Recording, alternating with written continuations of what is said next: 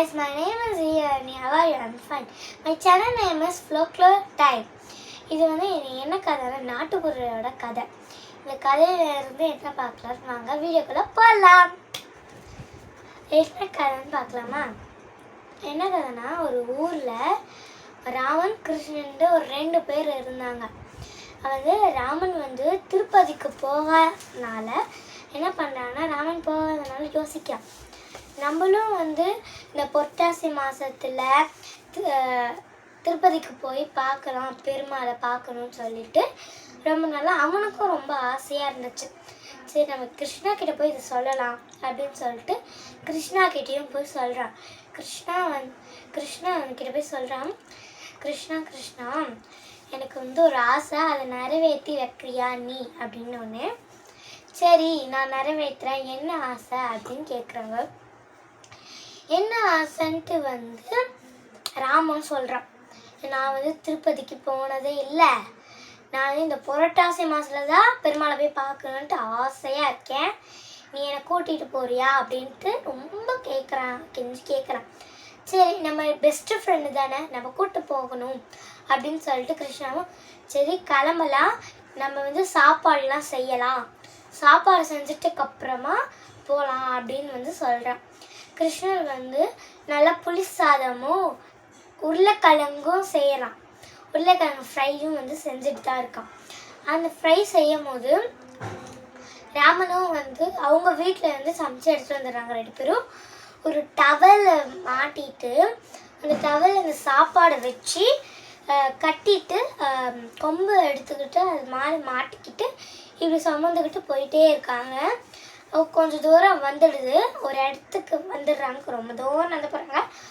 ரொம்ப நடந்ததுனால ரொம்ப பசி எடுத்துக்குச்சுனால ஒரு மரத்தோரமாக நெயலில் போய் உக்காராங்க. அந்த நெயலில் ராமனும் சொல்கிறேன் வா நம்ம சாப்பிட்லாம், எனக்கு ரொம்ப பசிக்குதுன்னு ஒன்று. கிருஷ்ணரும் அந்த நெயலில் போயிட்டு இருக்காங்க. 2 பேருமே அந்த டவலை கழட்டிட்டு 2 பேருக்குமே ஆளுக்கு பாதி சாப்பிட்றாங்க. சாப்பிட்டுட்டு அவங்க பக்கத்துலேயே ஒரு குளம் இருந்திருக்கு. அந்த குளத்தில் ஃப்ரெஷ்ஷாக வாட்டரு நீட்டாக இருந்ததை பார்த்துட்டு 2 பேரும் போகிறாங்க, தண்ணி குடிக்கிறாங்க.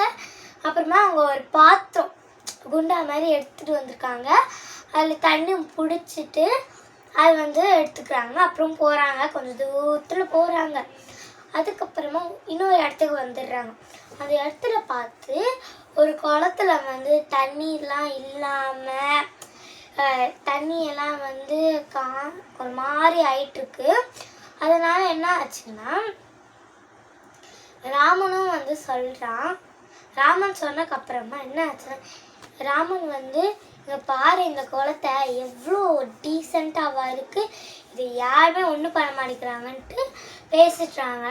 அப்போ கிருஷ்ணர் சொல்கிறான், ஏய் அங்கே பாருடா எவ்வளோ மீன் இருக்குது, அதை நான் போய் பிடிச்சி சாப்பிட போகிறேன் அப்படின்னு சொல்கிறான்.